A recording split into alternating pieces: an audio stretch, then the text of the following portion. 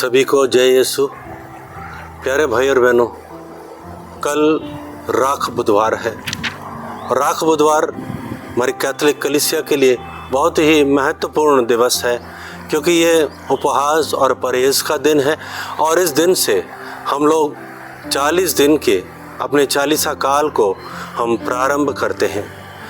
ये एक सीज़न कलीसिया के द्वारा ठहराया गया है और कलीसिया कहती है कि ये कृपा का समय है, ये कृपा का समय। ये 40 दिन हमें ईश्वर के साथ मिलने का, ईश्वर के साथ अपने रिश्ते को गहरा करने का एक समय है। प्यारे भाई और बहनों, अक्सर मैं इस लेंट को ऐसे लेता था कि ये तो उपवास के दिन हैं, ये तो परहेज़ के दिन हैं, ये तो बहुत ही ज़्यादा प्रार्थना के दिन हैं, ये बहुत ही अपने आप को सप्रेस करने, स्वयं को मारने जैसे दिन हैं। और इस तरह से मेरे को लगता था ये तो बहुत दुखी होने का समय है, क्योंकि इन दिनों हम लोग क्रूस मार्ग भी करते हैं, यीशु के दुख भोग पर भी मनन चिंतन करते हैं।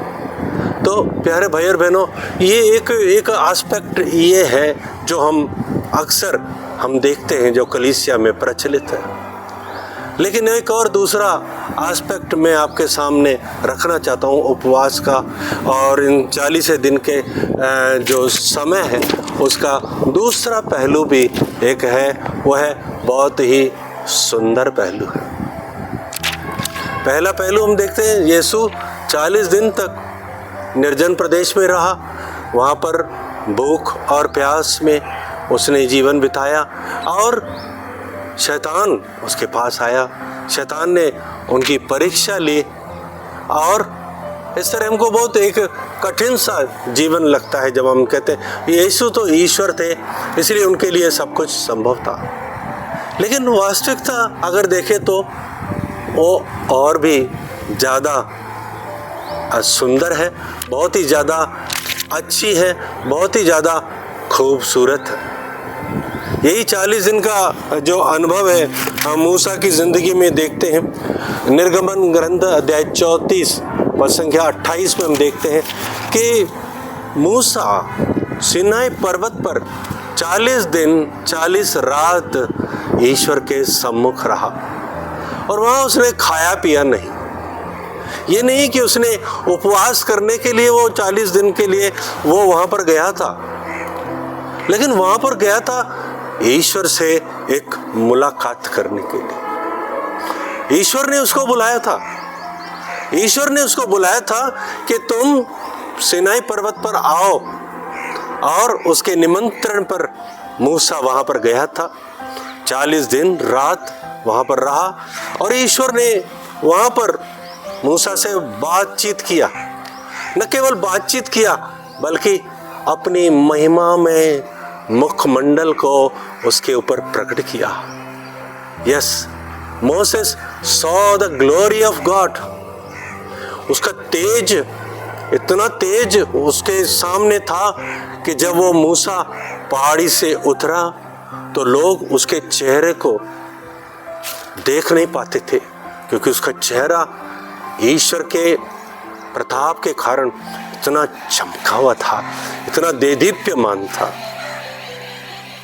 प्यारे भाई और बहनों, हम आज एक दूसरा एस्पेक्ट के ऊपर ज़्यादा मनन चिंतन करेंगे कि ईश्वर आपको और मुझे, पूरी कलीसिया को बुला रहा है। इन 40 दिनों में एक व्यक्तिगत रिश्ता बनाने के लिए बुला रहा है। प्यारे भाई और बहनों, हम होशे नबी की पुस्तक में देखेंगे प्रभु का वचन बहुत ही सुंदर तरीके से इसका वर्णन करता है। होशिया 2:14 वहाँ पर लिखा है, मैं उसे लुभाकर मरुभूमि को ले चलूँगा और उसे सांत्वना दूंगा, वहाँ मैं उसे उसकी दाखबारियाँ लौटा दूंगा। मैं कष्ट की घाटी को आशा के द्वार में परिणित करूँगा, वहाँ वह मुझे स्वीकार करेगी जैसा कि उसने अपनी जवानी के दिनों में किया था, उस समय जब वह मिस्र से निकली थी। आगे पद संख्या 19 में लिखा है, मैं सदा के लिए तुम्हें अपनाऊंगा, मैं तुम्हें धर्म और विधि के अनुसार कोमलता और प्यार से अपनाऊंगा, मैं सच्ची निष्ठा से तुम्हें अपनाऊंगा और तुम प्रभु को जान जाओगी। प्यारे भाई और बहनों, ये सुंदर प्रतिज्ञा ईश्वर ने इजराइलियों को की, उस इजराइलियों को जो ईश्वर को छोड़ करके अपने प्रेमियों के पीछे भागती थी, ईश्वर को छोड़ के दुनियावी चीज़ें और दूसरी आराधना स्थलों में जा करके ईश्वर को छोड़ करके उनकी उपासना करने जाती थी, और वास्तव में ईश्वर उनको दंड देना चाहता था।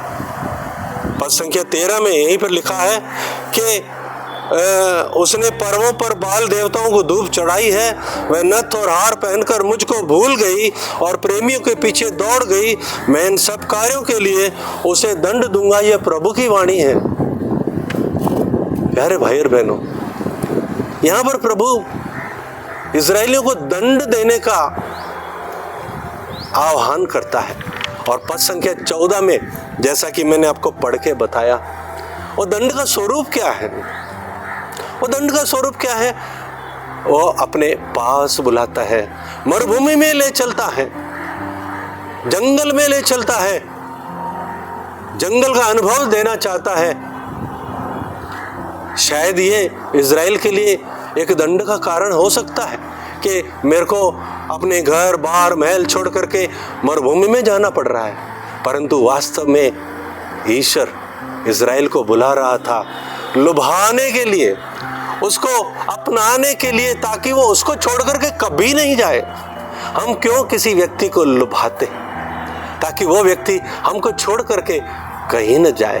हम उसके साथ एक रिश्ता बनाना चाहते हैं।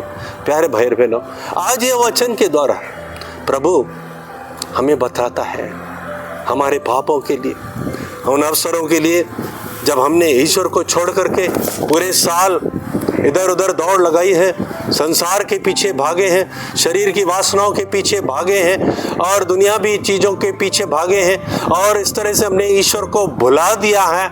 अभी ईश्वर हमारे रिश्ते को वापस पुनर्जीवित करना चाहता है, इसीलिए हमको इस 40 दिन के मरुभूमि काल में हमको बुला रहा है, ताकि वो हमारे पापों के कारण, हमारे ईश्वर को त्यागने के कारण जो भी हमारा नुकसान हुआ है, जो भी हमारा नुकसान हुआ है, कई चीज़ें हमने ईश्वर के अनुपस्थिति के कारण खो दी है, आशीषें खो दी है, लेकिन आज ईश्वर हमें बुला रहा है ताकि उन सारे जो भी हमारे जो नुकसान हुआ है उसकी भरपूरी देने के लिए, उसकी भरपाई करने के लिए, यहाँ पर लिखा है मैं उसे उसकी दाखबारियाँ लौटा दूंगा।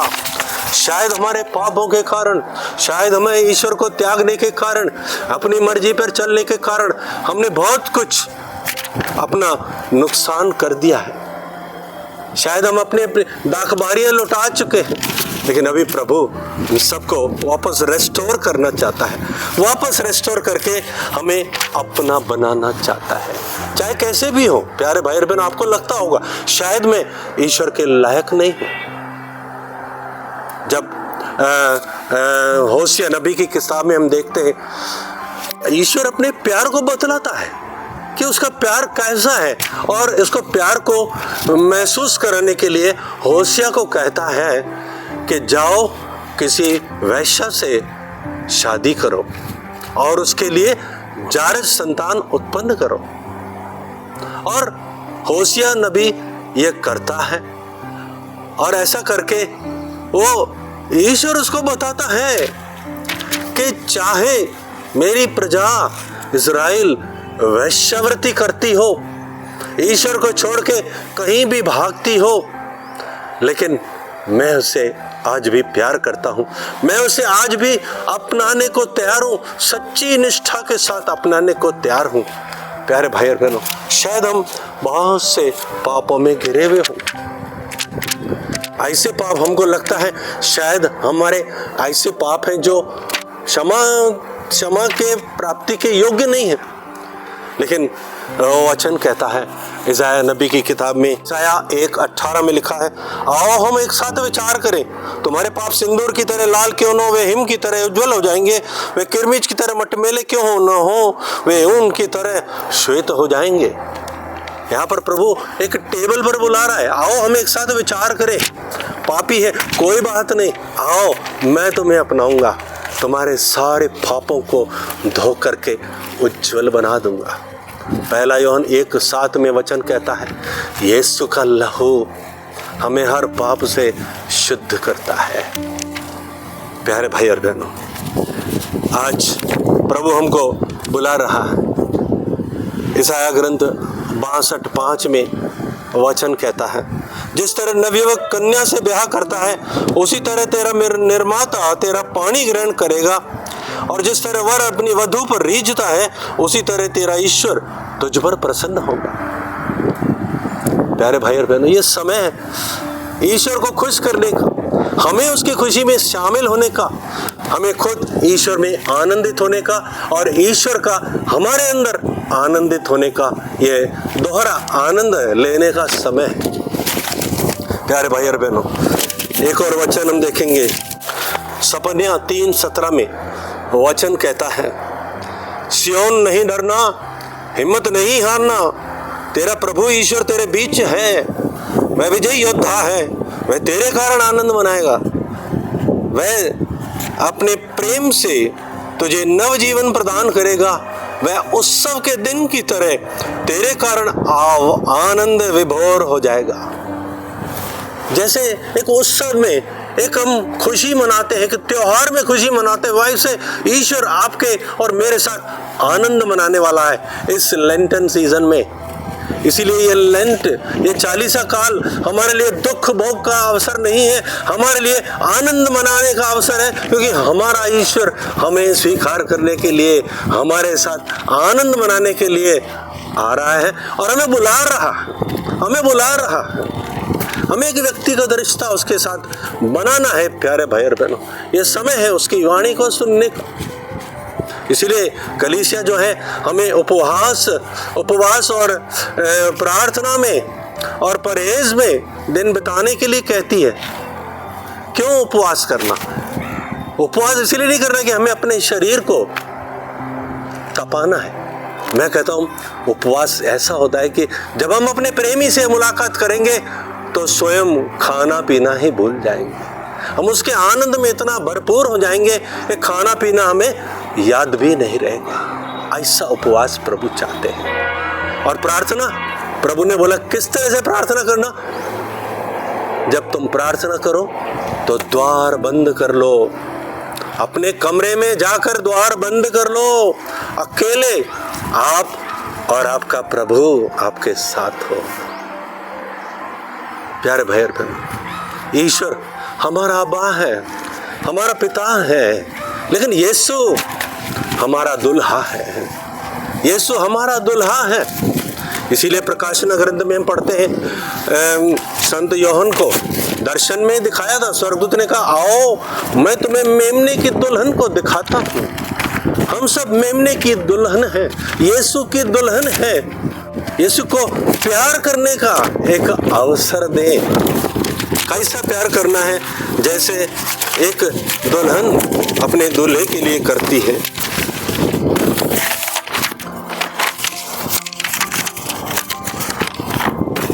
स्तोत्र ग्रंथ 45 में बहुत ही सुंदर तरीके से राजा और उसकी रानी के बारे में वर्णन है। वहां पर लिखा है स्तोत्र 45:1-11 में, पुत्री इधर देखो और कान लगाकर सुनो, तुम अपने लोगों को और अपने पिता का घर भूल जाओ, जिससे राजा तुम्हारे सौंदर्य की अभिलाषा करे। वह तुम्हारे स्वामी हैं, उन्हें दंडवत करो। अंतःपुर में राजकुमारी का श्रृंगार अपूर्व है, उसके वस्त्र स्वर्ण और मोतियों से विभूषित है। प्यारे भाई और बहन, ये समय है हमें अपने साथ जुड़े हुए हर एक व्यक्ति को भूलना है। जो भी ईश्वर और मेरे बीच में रुकावटें हैं उन सबको भूलना है। हर चीज को, हर अड़चन को दूर करना है, चाहे वो मेरे पाप हो, चाहे मेरी कमजोरियां हो, चाहे कोई व्यक्ति विशेष हो जिसको मैंने ईश्वर से ज्यादा महत्व दिया है। आज सबको भूलकर मुझे मेरे प्रभु के पास आना है। मुझे अलंकृत होना है, स्वयं को अलंकृत करना है, मुझे स्वयं को सुंदर बनाना है। मैं स्वयं ईश्वर की नजर में सुंदर हूं। श्रेष्ठ गीत में हम पढ़ते हैं, मैं सांवली हूं। हो सकता है हम पाप के कारण, दुनिया में रहते के कारण हम कुरूप हो गए हैं, लेकिन यह समय है वापस सुंदरता को लाने के लिए एक ही नेचुरल क्या कहना चाहिए ब्यूटी टिप्स है, वो है आपकी मुस्कान, आपका आनंद। आप प्यार से अपने प्यार को लेकर और अपने आनंद को लेकर उस ईश्वर के पास आए जो आपकी चाह करने वाला है, आपके साथ एक रिश्ता बनाने वाला है। आइए प्यारे भाई और बहनों, इस 40 काल में हम अपने आप को स्वयं को अर्पित करें। जैसे वो राजकुमारी स्वयं को अर्पित करने के लिए अंतःपुर में राजा से मिलने के लिए जाती है, वैसे हम भी अपने आप को, सारी दुनिया को भूलकर सिर्फ ईश्वर के साथ रहने का हम संकल्प लें, उसके साथ एक रिश्ता मजबूत करें और उसके प्रेम से आनंदित हो जाएं। ऐसा प्रेम कि हम उस प्रेम से भरपूर होकर वो प्रेम को हम दुनिया में बांटने वाले बन सकें। आइए प्यारे भाई और बहनों, हम कुछ समय हम प्रार्थना करें। प्रभु, हमें पवित्र आत्मा के द्वारा कृपा दीजिए ताकि हम इस 40 काल में सच में हम ईश्वर के प्यार को अनुभव करें और अपने जीवन में जो भी ईश्वर को पसंद नहीं है उन सब चीज़ों को अपने से दूर करके ईश्वर के साथ एकाकार हो जाएं। आमीन।